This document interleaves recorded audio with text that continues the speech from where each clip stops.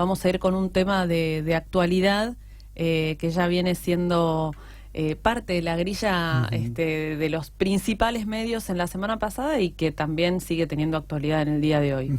Está presente aquí el abogado Darío Saldaño. ¿Qué tal, doctor? Buen día, gracias. ¿Qué tal? Buen día. Gracias por su visita. Están?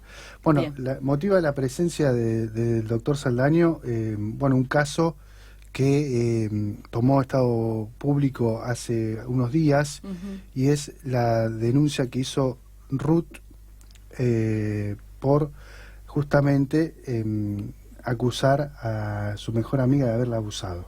Y ¿no? nada más ni nada menos que en un contexto en donde decíamos es en el trabajo. Darío, vos lo explicarás mejor. Buen día, te damos la bienvenida. Buen día. Sí, no fue concretamente en el trabajo, es decir, brevemente voy a resumir los hechos. Fue así el día 24 de febrero de este año, en el marco de una reunión familiar en la casa de mi clienta, de Ruth.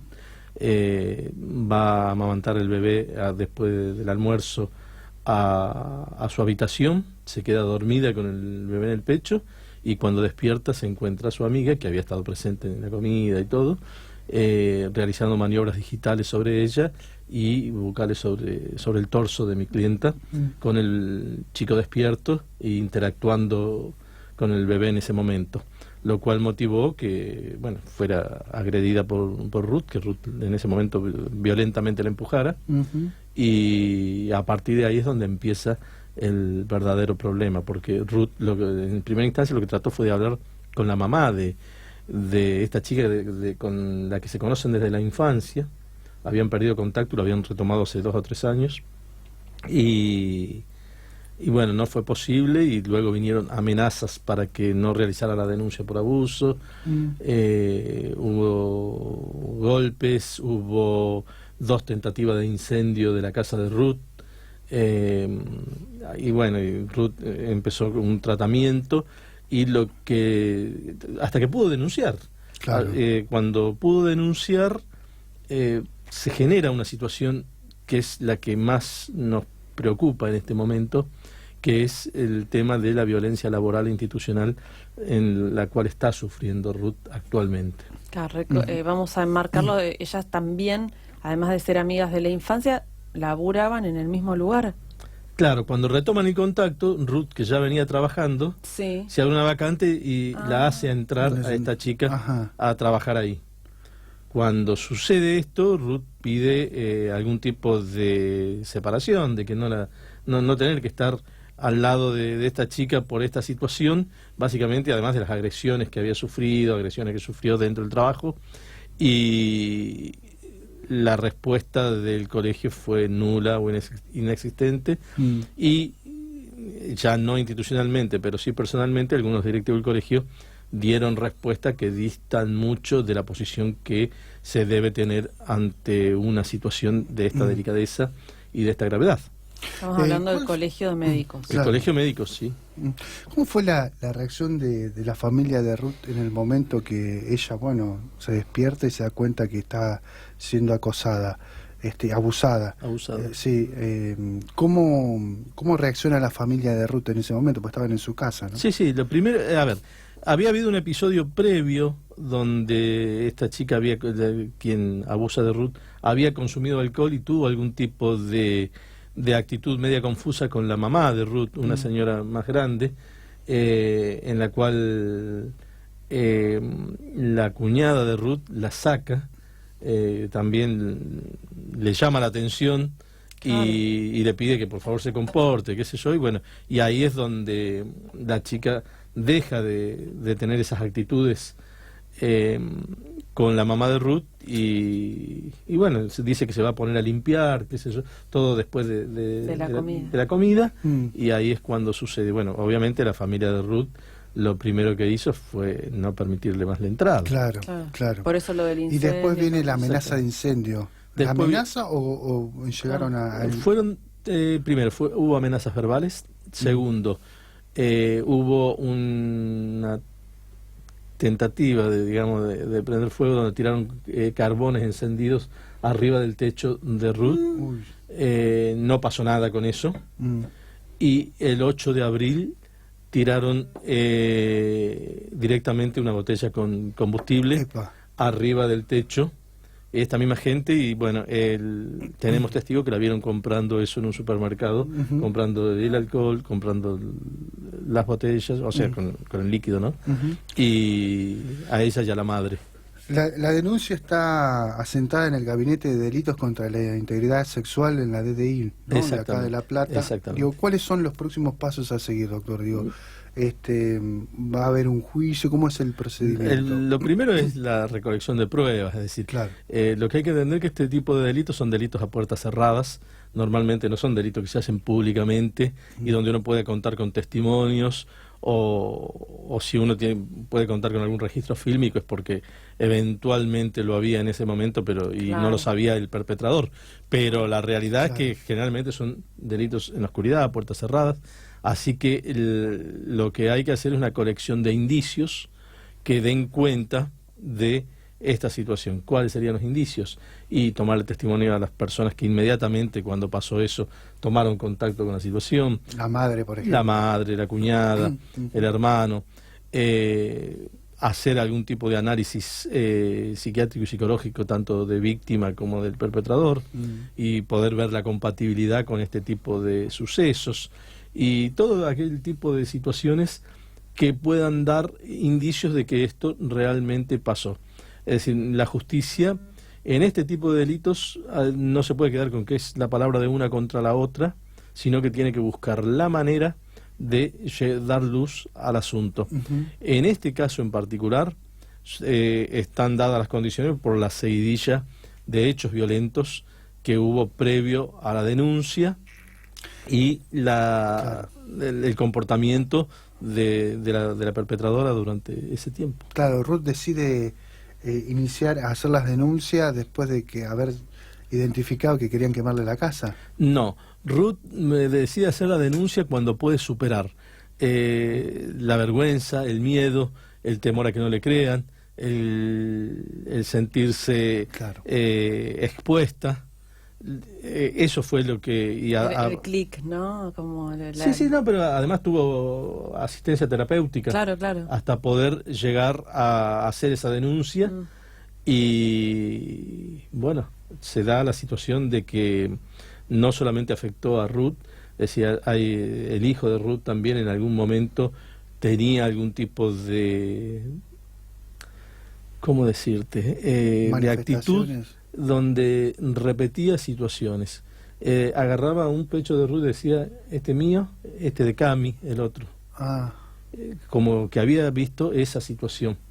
Y realmente es una situación que roza la corrupción de menores. Claro. Y habrá que ver, la idea de Ruth tampoco es exponer al hijo ni a pericias ni a nada, pero bueno. La cámara Gesell ni además. Tampoco, porque implica también revictimizarlo, porque es una cuestión que con la debida explicación y el paso del tiempo la fue superando. Ya hace muy poco que ya está dejando de repetir eso. Es común, lamentablemente, las denuncias de abuso de un hombre contra una mujer o de una mujer contra un hombre en parejas heterosexuales, pero no es tan común la denuncia de abuso de personas del mismo sexo, doctor. Digo, ¿esto puede llegar a tener algún impacto en la sociedad? Más que nada hoy en donde el Ni Una Menos es una consigna muy fuerte en contra del patriarcado y el machismo, ¿no? Que también a veces suelen rozar este tipo de... Va a tener un doble impacto, un impacto en lo social, es decir, en tanto y en cuanto la actitud de ser autor de un delito sexual no es patrimonio exclusivo de los hombres. Eso va a tener un impacto. Me da la impresión que no soy ni un especialista en el tema, ni tengo tampoco opinión formada, pero me da la impresión que una actitud machista no es un patrimonio exclusivo de los hombres, sino que hay mujeres que tienen esa actitud machista, ya sea por acción u omisión, la tienen. O mandato también, ¿no? O mandato también, pero que va más allá del sexo biológico, sino de Es decir, si nosotros aceptamos que una persona se pueda autopercibir de tal manera, tenemos que aceptar lo bueno y lo malo de esa autopercepción que tiene. Es decir, tenemos que aceptar la libertad para autopercibirse, pero también que eso puede traer algunas conductas que son las criticadas al otro sexo. Pero más allá de eso, lo que tiene es un impacto jurídico más importante que el social. ¿Y a qué me refiero con esto? En primer lugar, el hecho de que haya maniobras digitales con la nueva ley implica que podría calificarse como acceso carnal el delito perpetrado en contra de Ruth. Pero más aún, se puede calificar como violencia de género. Claro. Y usted me va a decir, sí, pero es una mujer con otra mujer. Bueno, la cuestión de violencia de género en lo jurídico, hablando, en nuestro país y en todos los países suscriptores de una convención internacional que es la Convención de Belén do Pará, que es la que da las pautas para combatir todo tipo de violencia contra la mujer, en ningún momento pone como sujeto activo al hombre, sí como sujeto pasivo a la mujer. ¿A qué me refiero con esto? Siempre hablando de la víctima, esta convención vale cuando la víctima es una mujer, pero en ningún momento dice que el victimario tiene que ser un hombre. De hecho, entre los delitos que se encuentran perseguidos por esta convención y específicamente señalado está la trata de personas. Si nosotros pensamos que solamente es contra los hombres, si una mujer realiza acciones de trata con el fin de explotación sexual, estaría exenta de responsabilidad penal si tomamos esta interpretación. La realidad es que no distingue sexo ni género del victimario y sí hace hincapié en que la víctima sea una mujer. Es decir, que este caso puede entrar en los parámetros de la Convención de Belén do Pará, es lo que vamos a reclamar jurídicamente y así debe ser interpretado. Y ese va a ser, por ahí, el cambio de paradigma que este caso puede traer en lo que es la jurisprudencia. Claro, claro. Yo, para ir cerrando, no quería dejar de lado esto que hablábamos también en cuanto a en qué grado, digamos, en esto que es tan paradigmático, que me parece que es fuerte en este caso, pero ¿en cuánto incide el posicionamiento de una institución como el Colegio de Médicos para que esto tenga luz, digamos? Si la institución colabora o en este caso trae, digamos, obstaculiza el proceso legal, Darío. Básicamente acá nosotros hemos repetido en varios medios que no sufrió solamente la violencia sexual, sino también violencia institucional y laboral. Y cuando me refiero a esta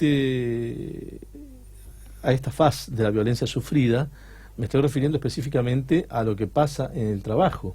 En el trabajo no se tomó con la debida diligencia, que es A ver, vamos a contextualizar por qué tiene una obligación el colegio médico.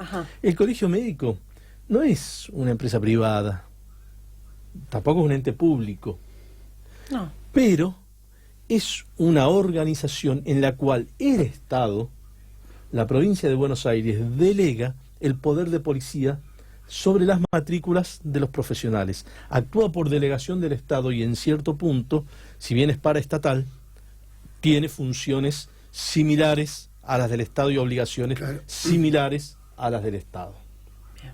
Hasta ahí se entiende. La Convención de Belén do Pará dice que el Estado debe actuar con la debida diligencia para este tipo de situaciones. Esto es lo que falta.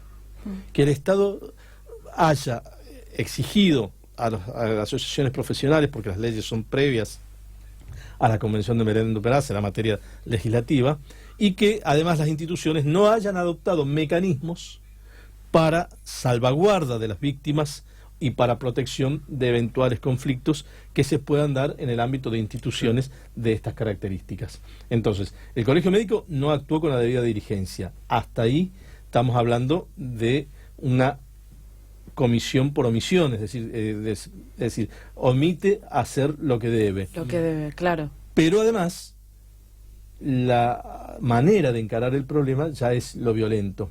Al principio la obligaban a trabajar al lado, en el escritorio de al lado con su abusadora. Cuando se quejó de eso, la separan a Ruth, la ponen en un lugar aislado, no haciendo su trabajo, no haciendo el trabajo para el que estudió, para el que fue formada, ni para el que fue contratada, y la pusieron en una situación de disvalor frente a sus compañeros. Es decir, inclusive se llegó a poner en duda el hecho. De hecho, hay una grabación de la última asamblea del Colegio Médico de la semana pasada, que era donde aparece esa... Te hago, antes de ir al documento, digo, me quedé pensando en este dato que das, es medio raro, ¿no? Porque Ruth es la que presenta a la amiga al colegio, claro, y el mismo colegio, Darío, la aparta a Ruth, que tenía más antigüedad, y la pone en valor a la contratada posteriormente. Sí, no solamente eso, también la suspendieron a Ruth el día 9 de abril, cuando el 8 le intentan incendiar la casa, que es el día de las Molotov.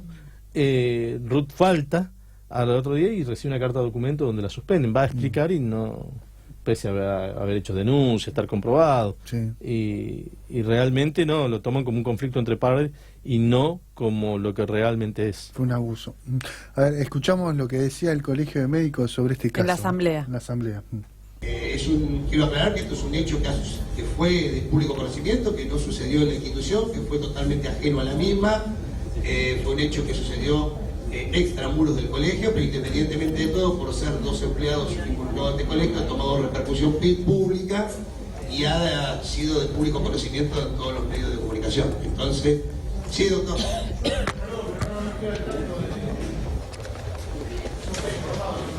Bueno, les cuento totalmente fuera de acta. Es un hecho donde dos empleadas se denuncian mutuamente por distintos delitos de índole privada que han salido en los medios de comunicación. No podemos decir más nada porque es un hecho que es ajeno a la institución y no tenemos conocimiento de nada. Así que bueno, queríamos informar eso y bueno, y pedir autorización al Consejo Directivo por si hay que actuar de alguna manera, tengamos la autorización por parte del Consejo para hacer las presentaciones en salvaguarda de la responsabilidad institucional. Sí, doctora. Yo quería preguntar en qué está afectado el colegio, porque esto es un delito. Yo escuché todo más o menos y los reportes de diarios. ¿Cómo se afecta a la institución? Según nuestros asesores letrados, en nada. Pero porque es un hecho extramuro que no ha sucedido dentro del colegio, pero como hay relaciones laborales que sí están dentro de la institución y probablemente no sabemos si la justicia puede tomar algún tipo de medida preventiva en cuanto a los implicados, nosotros tenemos que proceder a veces a realizar distintos tipos de acciones para cumplimentar lo que la justicia. Bueno, el colegio pasa de poner en duda la denuncia de Ruth a reconocer el hecho, primer dato, ¿no? Claro. Y segundo, a querer apartarse de la situación diciendo que no pasó en la institución y que es, pero sí reconoce que el conflicto está entre las empleadas. Lo cual O sea, no es real, es decir, hay una empleada que fue víctima Claro. de un abuso, no importa si fue de su compañera o de un tercero, es víctima y bueno, y en este caso en particular, al intentar que convivan dentro de la institución, es donde está el problema. Pero si ustedes escuchan Claro. detenidamente lo que decía el presidente del Colegio Médico en esa asamblea donde da cuenta, dice, nosotros no estamos anoticiados de nada. Y después dice, nuestros asesores letrados nos dijeron, no sé qué clase de asesores letrados tiene, que si no saben nada, no conocen nada, le dicen que no va a pasar No va a nada. pasar. Es decir, a ver, acá hay algo que no está cerrando. Conozco a los letrados y sé que son abogados responsables, es decir, que acá lo que hay es una falta a la verdad por parte del presidente del Colegio Médico. La que abusó, ¿tiene defensa? ¿Ha presentado No ha algo? presentado todavía. No ha presentado No todavía. sabe tampoco quién va a defender tampoco. No, todavía no ha presentado. Darío, Bueno, eso en también esta- es otro dato también, ¿no? En este trabajo que estás haciendo, ¿cómo lo encarás? Por el lado de esto de Ruth, de sentar jurisprudencia en cuanto a violencia de género y cómo se lo puede encuadrar a este hecho que sí pasa en el ámbito privado y la parte laboral. ¿Lo llevas en paralelo? ¿Uno pesa más que otro? ¿Se resuelve primero uno y después el otro? ¿Cómo haces el trabajo ahí? No, el tema es así. Nosotros, nuestra tarea es en la justicia. Lo que está pasando en sede laboral, hay un sindicato que es UTEDIC, que tienen la protección de los empleados y ellos están al tanto de la situación. Nosotros lo que hacemos es visibilizar esa situación, pero no hemos tomado todavía ningún tipo de medida con respecto a esto. Y no lo hacemos básicamente en protección y en salvaguarda de nuestra clienta, porque la experiencia nos indica que cada vez que interviene la defensa o el abogado en este tipo de situaciones, se los indemniza y se los deja sin trabajo, y es lo único, el resultado más común de esta situación. Entonces, para evitar eso, que no sé cuánto tiempo más se va a poder evitar, es que no hemos intervenido y que el sindicato lo está haciendo. ¿Ella en el trabajo está yendo normal? ¿No? Está yendo normalmente. La convivencia con sus compañeros, ¿cómo es? Porque viste la asamblea que se hizo por el caso de ella también. Están los que le creen, están los que no, y bueno, y hay algún otro tipo de conflicto. Lo que pasa es que es una institución donde, me van a saber entender ustedes, lo privado y lo personal se mezcla con lo laboral de toda la vía jerárquica. Claro. Así que esto es lo que por ahí genera este tipo de situaciones. En un espacio muy conservador, entonces, claro, esto trasciende e incomoda al doctor, al médico, ¿no? ¿Se puede hacer siendo abogado, mira, esto te lo pregunto al final, pero por ahí es irrelevante en el caso, pero digo, haciendo esta observación de cómo ves un colegio como el de médicos, ¿podés vos como abogado establecer alguna comparativa con cómo actúa tu colegio, donde también se habla de un colegio con cierto conservadurismo, que está en proceso de cambio, que hubo elecciones, que se lo está tratando de llevar para otras aristas, abriendo un poco más el espectro? ¿Hiciste este tipo de comparativas también de cómo una institución...? No funcionan muy diferente. Claro. La realidad es que no funciona muy diferente. La situación pasa por otro lado, pasa porque el Colegio de Abogados tiene diferentes comisiones donde abordan diferentes temáticas y en base a eso son esas comisiones las que por ahí movilizan situaciones de resguardo o de salvaguarda de quienes pasan por algún tipo de violencia, ya sea institucional o personal. Abogadas son nuevas, que han sido... Las comisiones, digo... Claro, sí, tienen algunos años, pero hay comisión de género, entonces toman intervención de manera informal, pero que a la vez se formaliza porque es gente que dentro del colegio tiene una representación. Entonces funciona de eso. Claro, es decir, claro.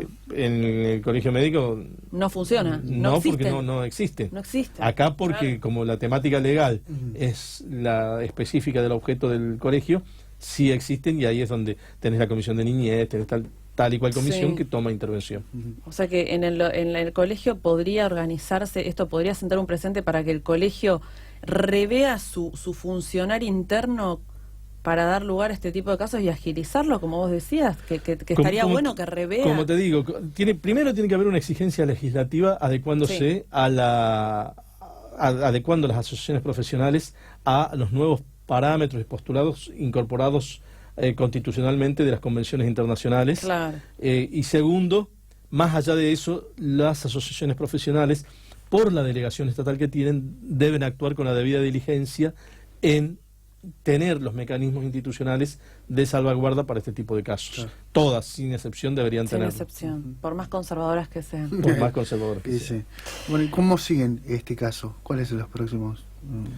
Seguimos trabajando la causa normalmente, aportando pruebas. Algunas ya las aportamos la semana pasada. Nos presentamos como particular damnificado y seguiremos adelante buscando que se demuestre que Ruth es la víctima de este caso y que debe haber justicia tanto en lo personal como en los ámbitos donde ella vive, ¿no? Esto es de la justicia declarar responsable a la abusadora. ¿Le corresponde la cárcel, digamos? Depende de la calificación que se tome. Si por el relato de Ruth le correspondería. Gracias, doctor. No, gracias a ustedes. Gracias, Darío. Como siempre está invitado. Sí, abogado también, o sea, de este caso y de tantos otros que son muy paradigmáticos, por lo menos en nuestra región. Así que muchísimas gracias. No, gracias a ustedes. Gracias. ¿Pausa? Sí, vamos a la pausa. Y si ves que ya